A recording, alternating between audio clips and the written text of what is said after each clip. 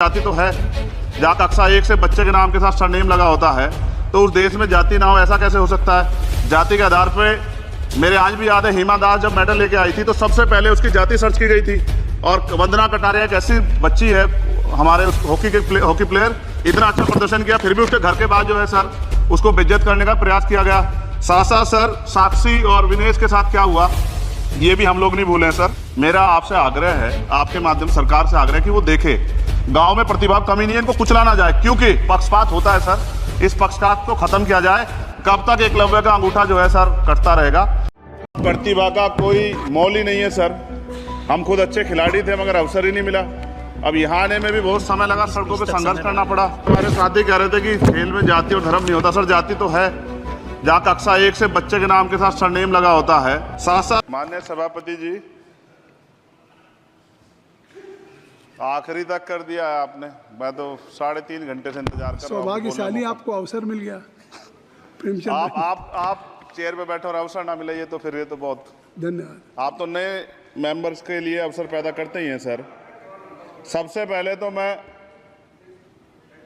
Paris Olympic खेलों में जाने वाले सभी खिलाड़ियों को आपके माध्यम से, सदन के माध्यम से बधाई देता हूं, मंगल कामनाएं करता हूं और सरकार का ध्यान में इस तरफ आकर्षित करता हूं कि अनुसूचित जाति, जनजाति और पिछड़े वर्ग के खिलाड़ियों के प्रतिनिधित्व पे भी उनको ध्यान देना चाहिए। हम ग्रामीण अंचल से आते हैं। ग्रामीण क्षेत्रों में ना तो स्टेडियम है, ना स्पोर्ट कॉलेज है, ना यूनिवर्सिटियां हैं और प्रतिभा का कोई मोल ही नहीं है सर। हम खुद अच्छे खिलाड़ी थे मगर अवसर ही नहीं मिला। अब यहाँ आने में भी बहुत समय लगा, सड़कों पे संघर्ष करना पड़ा। इसलिए मेरा आपसे आग्रह है कि इन वर्गों का प्रतिनिधित्व बढ़े। इसके लिए सरकार को योजना चलानी चाहिए। अभी क्या योजना है उसमें? आपकी स्पीच तक सदन की कार्रवाई बढ़ाई जाती है। आपकी स्पीच तक सदन की कार्रवाई चलेगी।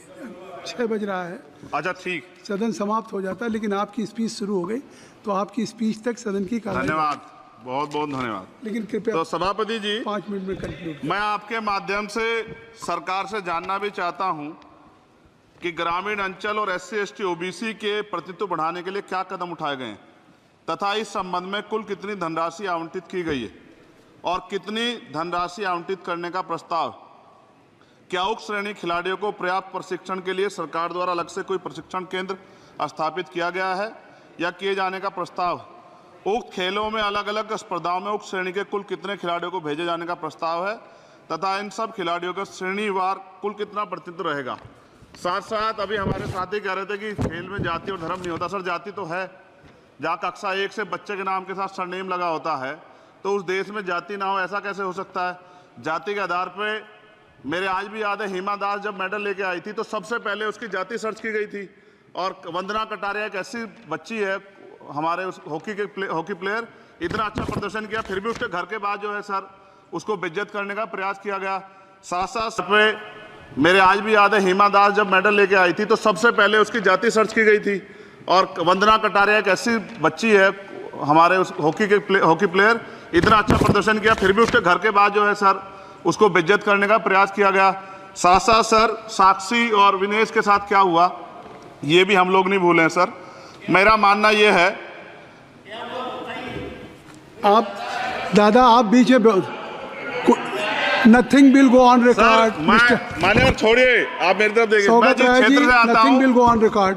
मैं नगीना सहारनपुर सर, मैं उधर जहां से मैं आता हूं सर, उस क्षेत्र में मैं गांव में जाता हूं। बहुत प्रतिभाएं सर, लेकिन अवसर नहीं है।